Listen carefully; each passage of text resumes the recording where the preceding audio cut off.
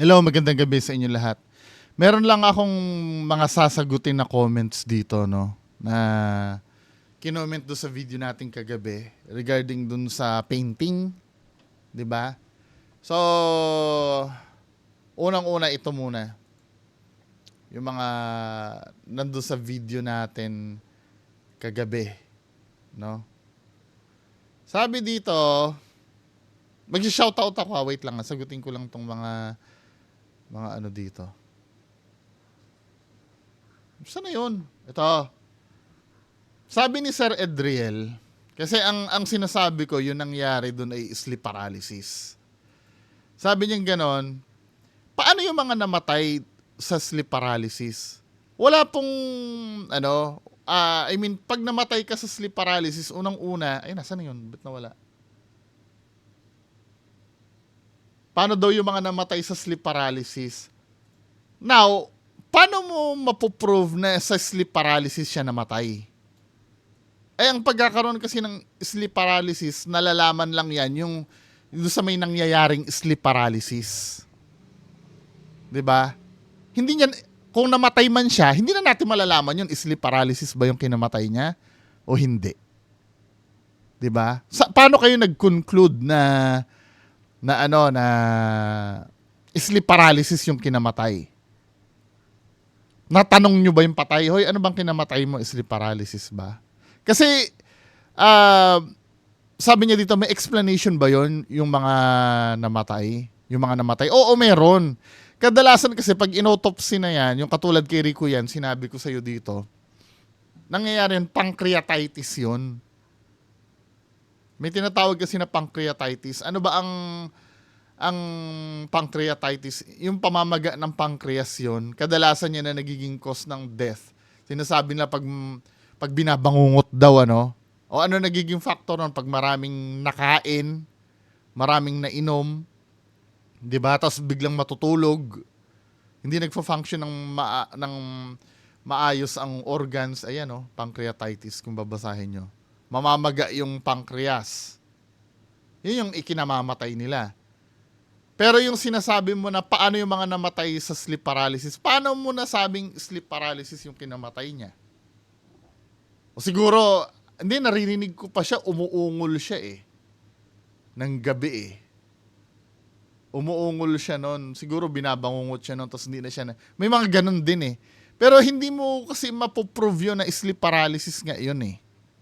Kasi hindi mo naman mai-interview yung patay na. Dadaan na lang sa autopsy yun at malalaman na pancreatitis yung kinamatay ng quote-unquote binangungot. 'Di ba? O next Next. May dito meron ditong comment na mahaba na I appreciate, no? Na-appreciate ko to kasi binigyan niya ng mahabang pansin eh. Ito si Thought Love, anong name nito ni? Mas maganda pa yung dating YouTube, no, yung pinapakita yung talagang name. Si Sir Toto Velez, sabi nga ni Sir Toto Velez. Sorry Brad Bungo, nasabi mo nga pala na hindi lahat. Sorry, bigla kasi na pala. Hindi, dito tayo sa unang comment ni Sir, no? Sabing ganun dito. What? Yung sinasabi mo na may dumadagan sa dibdib may mga scientific explanation. Oo nga, meron.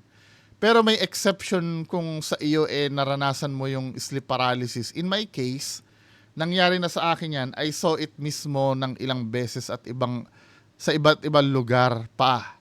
Dahil pag naunahan kang daganan, dahil di mo nga siya nakita, dahil nakapikit ka then di ka nga makakakilos. Pero kung makita mo siya na padagaan pa lang sa'yo, natural, malaya ka makakagalaw at sabihin mo lang na babatuhin mo siya ng kumot, takot lang siya, disappear siya kaagad. Nangyari yan sa akin dahil gising ako at naririnig ko na may umuungol o parang binabangungot kasamahan ko sa kabilang kwarto. Nang tumahimik, nakita ko kulay itim na usok na lumusot sa itaas ng division ng pagitan naming kwarto. Pasok sa kwarto yung liwanag ng ilaw sa labas, kaya kita ang paligid ng kwarto at yung itim na usok padiretso sa akin at nagkorting parang taong kalbo. Baka si Boss Rino yun nakahiga ako noon. Sabay kinuha ko yung kumot at inamba ko sa kanya. Sabi ko, isasaklob ko sa kanya yung kumot at ipaghahampasan ko siya sa pader. Ayun, biglang lipad pataas. Sumiit sa siwang ng dingding, tumakas at kaya malakas sa loob ko dahil nangyari na din dati sa akin yan sa ibang lugar. Yung isang tuhod idinagaan sa sikmura ko at yung isang tuhod kaliwang kamay ko nakadagaan. Hawak din kanang kamay ko. Typical sleep paralysis to, sir Habang sinasakal ako, binilangan ko siya hanggang 3 kasi halos di na ako makahinga, namumuwersa. Sleep paralysis itong naranasan mo, sir. 'Di ba? Mamaya ano ko no.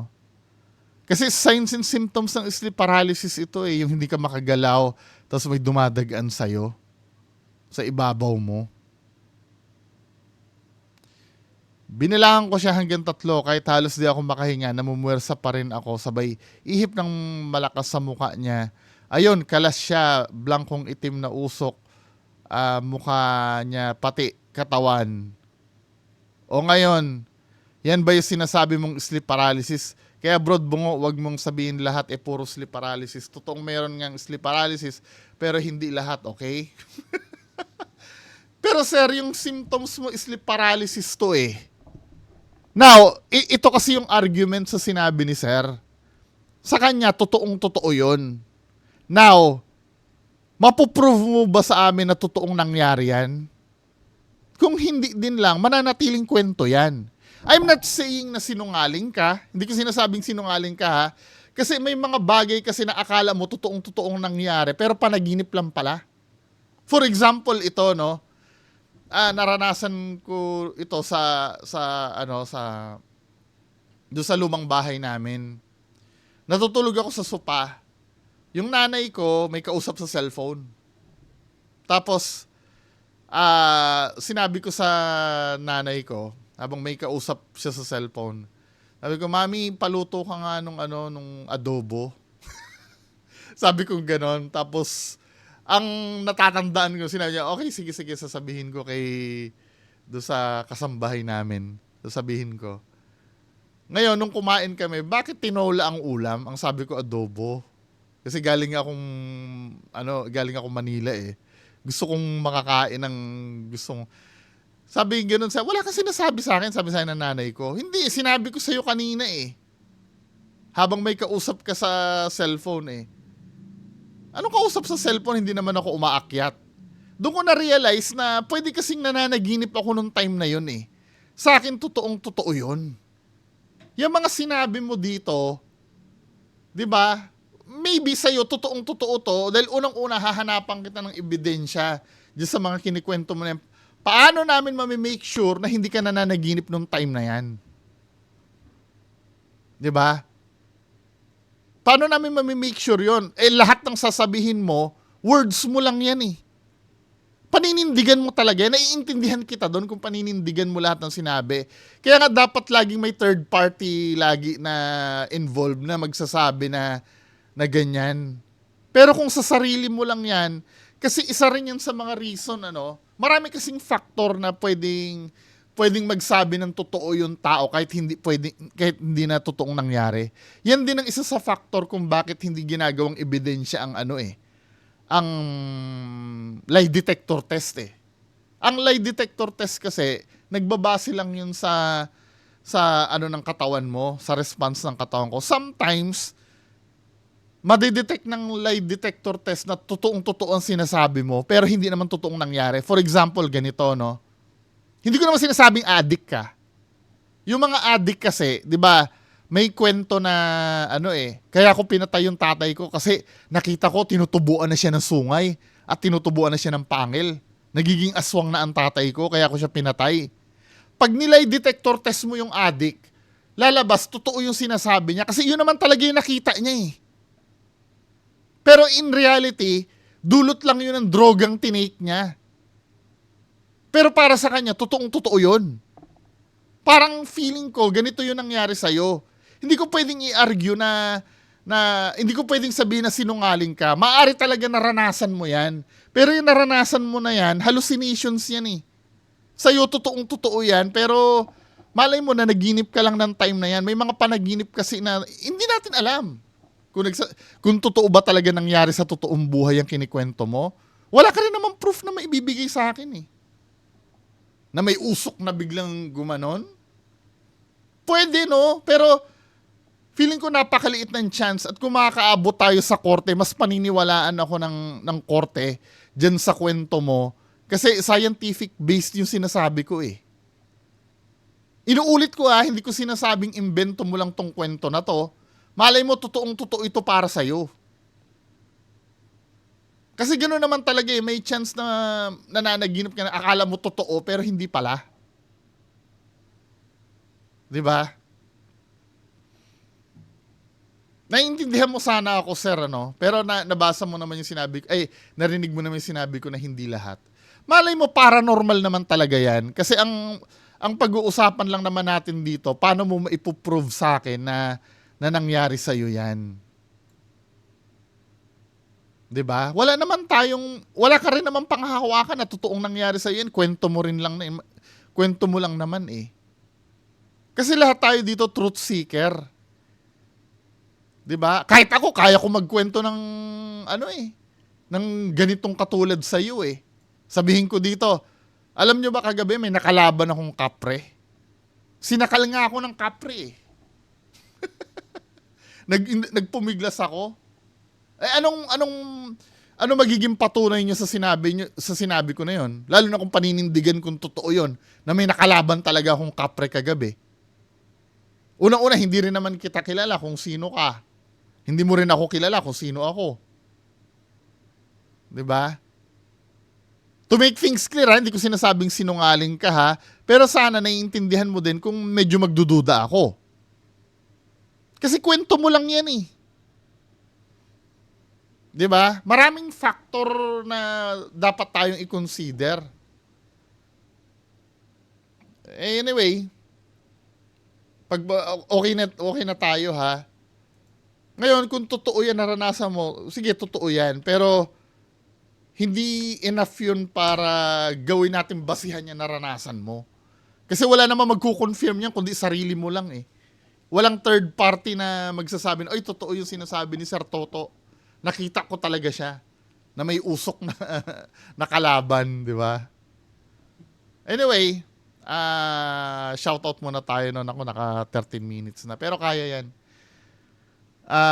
Sir Angelica Canino, hello po. Si Sir David Alwin Mendoza, hello. Parang sa daw, movie ni Juday. Ma'am Linta Mori, Humpy Dumpy, from Cavite. Ma'am Imelda Basquines. Ma'am Divina Santana Villanueva. Sir Drummer Tales, hello. From Barcelona, Spain. Ma'am, anong name nito ni ma'am? Jarthy Janet. Ma'am Janet na lang, Hello. Ma'am Kat Mendoza, hello po. Sir Kenzek. Joban Gamyao Dungkoy TV, hello. Sino pa ba nandito? Ito sige, re-reactan ko to ma'am, tong mo na to. Hindi, na-reactan ko na pala to. Ito na yung painting. May sa akin ito eh. May nag-forward sa ito yung bahay, misteryosong bahay sa San Carlos, Pangasinan. Na-content ko na yata to, pero sige. 'Di ba? Anyway, patuloy tayo dito sa video na ating re-reactan. Kaya naman siguro to ng mabilisan. Hindi, gusto ko lang maunawaan niyo yung yung napag-usapan natin, no? Walang samaan ng loob. Ngayon, kung paninindigan nyo pa rin yung go ahead, di ba? Karapatan nyo naman yun eh. Pero ako kasi, sana maintindihan nyo din yung pagiging skeptic ko na kailangan natin ng solid proof na hindi lang basta kwento. Di ba? Kasi kung lahat ng yung kasi sometimes may mga tao ako na mismo ang nagsasabi, hindi ako yung nagnakaw. Ako na mismo, ikaw ang nagsabi nun eh. Self-serving sa'yo yan eh. 'Di ba? Kung documented naman yung sinasabi mo ng ibang tao, okay lang. Pero kung laging ikaw ang nagsasabi, hindi, ako na mismo nagsabi, talaga nakita ako. Hindi pwede yun. Kahit saan tayo makapuntang korte, hindi aanuhin yun. Kasi self-serving yung ginagawa mo. 'Di ba? Anyway, pagpatuloy tayo. Ito ay misteryosong bahay doon sa San Carlos, Pangasinan. Isang bahay na pupunuin nila ng masasayang alaala. Yan ang pinangarap ng mag-asawang Lolo Celestino at Lola Nati matapos silang ikasal taong 1960. Pangarap namin Tagal na, no? na makapundar kami ng bahay dito para may bahay rin kami dito sa Pangasinan. Sumipag kami para matapos itong bahay. Supervisor sa isang mining company noon, si Lolo Celestino, habang nagtatahi naman sa Time! kumpanya, si Lola Nati. At ang mas pinagtuunan nila ng pansin, sa ipinapagawa nila noong bahay, ang kanilang hagdan. Paniniwala nila para hagdan na swertihin, naman to. kailangang bilangin ang mga baitang nito sunod sa oro, plata, mata. Kasi nag-design dito yung magulang namin na biyanan ko. Binilang pa ito na hanggang doon sa taas. Nasabi nila, pilag balito gambang. Ang concern kasi natin dyan is pag mag-fall yung last step dun sa mata, which is yung death, magiging malas niya. Kasama pala sa si Sir Archmark Studio na nanonood sa akin, architect. Shoutout sa iyo, sir. Nabasa ko sa comments niya, kasama pala sa pinag-aaralan ng mga architect yan. Pati yung feng shui, no? Kasi kadalasan, syempre, kahit pasabihin mong hindi mo paniniwala yung feng shui bilang architect, di ba? Hindi mo paniniwala yon. Kasama din yan sa gugustuhin ng magiging kliyente mo eh. Kaya mapipilitan ka pa rin na pag-aralan yung ganyang bagay.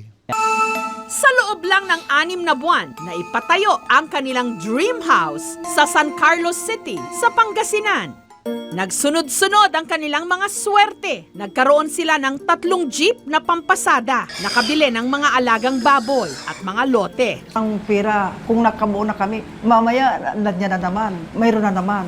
Unti-unti ring lumaki ang kanilang pamilya. Sina Lolo Celestino at Lola Nati nabiyayaan ng 3 mga anak. Ang kanilang bahay, lucky charm daw talaga. Pero taong 2003, isang trahedya ang dumating sa kanilang pamilya. Ay nanay, ali kayo, si Kuya Arman, nag-aawat kay ganyan. Ang panganay nilang si Arman namatay matapos masaksak. Naawa ako sa sarili ko. Panganay na anak namin, ganyan ang nangyari, kaya masakit. Sa paghahangad nila ng hustisya sa pagkamatay ng kanilang anak na ibenta nila ang ipinundar nilang jeep at mga baboy. Ang nahuli namin yung kasama niya, nakulong sila. Gayunman, pinilit nilang makabangon. Sa Laking abogado pasasalamat siguro, no? na ang kanilang manggahan kumikita noon ng halos 150,000 pesos sa kada 200 kaing ng mangga. Tila mabilis itong napalitan ng malas. Nagkadengge ang kanilang apo na si Camille, kaya ang lahat ng kanilang kinita sa manggahan nasaid sa pagpapaospital. Karoon rin kami ng swerte, pero 2 araw nagastos namin sa apo ko. Makalipas ang 2 taon, Ba't walang trabaho yung anak niya? ang pangalawang anak naman nilang si Benedicta na nooy 47 anyos lang na-diagnose ng cervical cancer at makalipas lang ang 3 buwan, namatay ito. Masakit po. Siyempre. 16 lang po ako noon, 15 yung kapatid ko. Parang naisip ko nung time na yun na parang, totoo pala to. Parang ang bata ko naman para mangyari sa amin to. Kung wala na akong pag-asa, yung mga apo ninyo, yung mamanain ko sa inyo nanay, iyan ang ibigay nyo sa mga apo nyo para makatapos sila. Pagkatapos nun, may isa pang unos na dumating sa mag-asawa. Ang kanilang manggahan, napuruhan ng bagyo. Nito lang Pebrero, namatay naman sa cancer pa rin sa soft tissue ang natitira nilang anak, ang bunsong si Celita. Inubos no? At para sa mga magulang, Dahil sa hagdanan na naman yun. katulad nila, wala nang masasakit pa sa mawalan ng anak, lalo pa tatlo-tatlo. Sana kami na, Panginoon, ang magsakit kaysa mga anak ko. Hanggang ngayon masakit ang kalooban namin. Lalo ngayon, nag-OJT yung pangalan niya yung babae dyan noong primero. Nung ibigay niya yung lisensya niya sa akin, ito nanay ang nanggastusan ninyo. Kung mabuhay sana ang mama mo, siya ang nandito ka mo.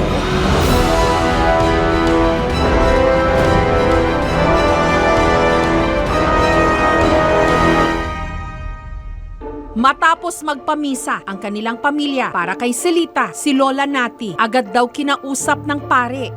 Ang sabi raw ng pare mismo, malas ang kanilang bahay at ang itinurong dahilan ang kanilang hagdan na nakaharap sa kanilang pintuan. Masama daw ito. Baguhin niyo ito, mahinto ang malas ninyo. Ayon Totoo naman nga daw yun, no? Ay, di ang gawin nyo. Hindi, totoo na nasa feng shui talaga yan, tinan nyo ha.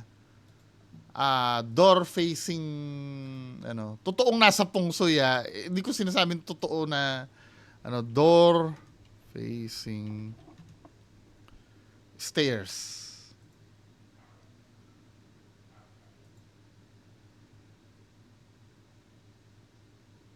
Diba? Yan a staircase directly facing a front door can be a common architectural feature, but it can also be a point of concern in feng shui. In feng shui, the front door is considered the mouth of qi, the way energy enters the home. A staircase facing the door can lead to energy rushing up and out, potentially impacting wealth, opportunities, and overall household harmony. Di ba? So may merong factor sa malas yung di umano'y yung regarding dyan sa feng shui o yung sa hagdan. Pero bakit pare yung magsasabi nun, no? Parang ang weird. kasi sa pamahiin, kapag nakaharap ang hagdan sa pintuan, kung anong bilis ng pasok ng swerte, Yun ang siya sinasabi ring nga. bilis ng dating ng malas. Ang magpinsang Camille at John Robert napansin na ang baitang ng kanilang hagdan, 13 ang bilang at base sa feng shui, malas ito. Pag bumibisita sila dito, ang una nilang napapansin yung hagdanan. Ang sabi nila is, hindi ba ito masama? Parang malas. Ayon naman sa iba nilang kamag-anak, masama rin daw sa bahay ang napakaraming bintana. Ang bahay kasi ni na Lolo Celestino at Lola Nati, 17 lahat ang bintana na magkakatapat pa. Ayon sa paniniwala, kapag tagusan ang bintana, tagusan din ang buenas at malas. At napansin din daw nila na tila may pattern na mamatayan daw kasi sila kada 8 taon. Ay, bakit ganito? Parang may mali. Feeling ko confirmation bias lang yun eh. Kasi kung may pattern man yun, no? Nasa isip pa rin ng tao yun kung may kahulugan yun. 'Di ba? Hindi, depende pa rin sa inyo, no? Kung maniniwala kayo na may something talaga doon. Siguro kung halimbawa, wag naman sana, no? Sa akin mangyari yan na may malas na nangyayari. Let's say, every 10 years or katulad na every 8 years. Hindi ko rin naman masisisi ang sarili ko na mag-isip din ng ganun kasi nga may pattern. Pero in reality, kung magiging skeptic ka, pwede kasing confirmation bias yun eh. Yun kasi yung way natin para maghanap ng dahilan sa mga bagay na hindi natin maipaliwanag. Kumbaga tayo na yung nagkikreate ng reason. Nabahan po ako. Baka mamaya after 8 years, meron ulit mawawala sa amin. Pero may kinalaman nga ba ang mga pwesto sa kanilang bahay sa sinapit nilang mga trahedya? Kung sina Lolo Celestino at Lola Nati ang tatanungin, nais daw nilang gawin ang lahat para maputol ang tila sumpa sa kanilang pamilya. Kaya kumonsulta Mukhang sa isang feng shui expert. Mukhang healthy naman yung mag-asawa, Soy and sa ibang cultures, pag ang hagdanan ay tapat ng main door, hindi ganun kaganda. Yung good chi na pumapasok or yung good energy na pumapasok coming from the outside, hindi na didistribute properly sa baba, bagkos ay umaakyat kagad sa taas.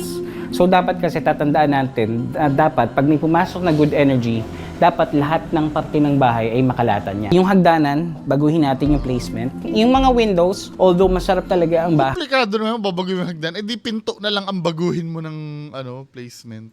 na maraming bintana del fresco, siguro ang titignan natin yung hindi sila magtapat. May sasuggest ko, maglagay sila ng divider dito. Medyo meron ng konting harang para mabawasan naman yung pag-akyat kagad ng energy. Sa akin, sa assessment ko, or on money related, hindi sa health. Isang pagpapatunay niyan, Sa bagay, wala rin ako nabasang health dito eh. Puro financial yung magiging problem. Financial instability. Wala namang health eh. Oo nga no.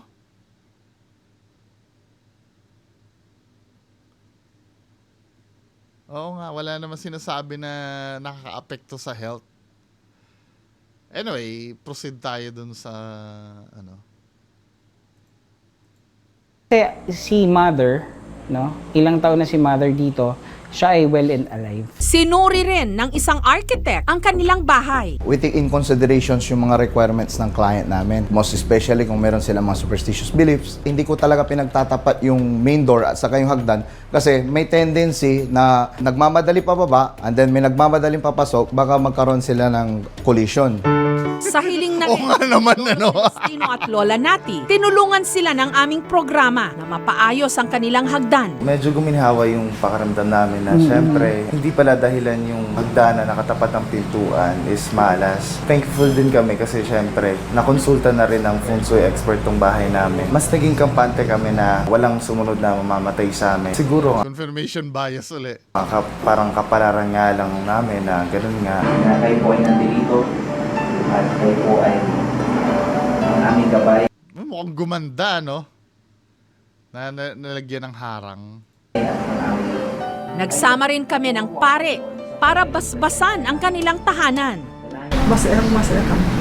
Kaya maraming salamat sa inyo. Sigurado na ako na wala nang malas. Payo ng iba, iwan na ni na lolo't lola ang kanilang bahay. Pero hindi ito madali para sa kanila. Sa kabila raw kasi ng mga trahedyang nangyari, marami rin ditong naipong magagandang alaala. At ang mga masasayang alaalang yon ang kailangan nilang mapanghawakan. Oo nga, hindi rin biro yun, Parang yan pag may kotse ka, di ba? May mga memories na parang mahirap din ibenta. Kahit na need mo nang ibenta yung isang bagay. Meron nga akong laruan na hirap ako ibenta eh. Kasi may history pero kailangan 'di ba dati. Anyway, yan lang po ang ating mapag-usapan ngayong gabi. Magandang gabi sa inyong lahat. Bye-bye.